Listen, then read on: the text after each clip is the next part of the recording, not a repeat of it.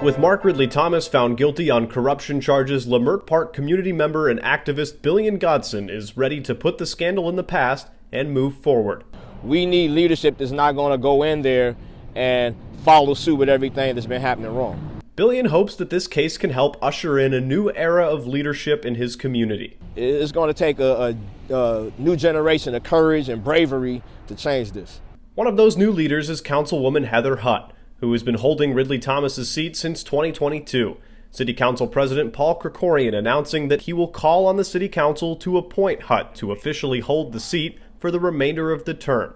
Rafe Sonnenschein was the executive director of the city's Charter Reform Commission. He says this is one of two options the council has. The City Council has to do at least one of two things.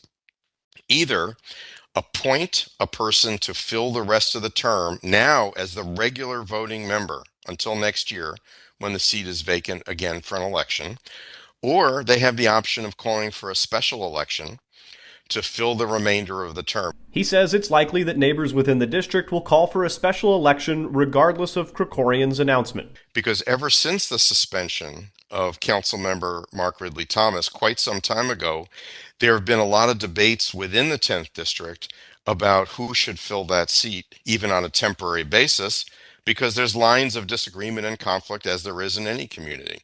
Regardless of the outcome, it's a difficult blow to the community. Ridley Thomas was one of LA's most prominent politicians. His former colleagues are still speaking out about his accomplishments. Former City Councilman Mike Bonin saying in part, "The Mark Ridley Thomas I know is the tireless champion, the relentless advocate, the unstoppable force. The things he has achieved cannot be erased, and the fights he has won cannot be undone."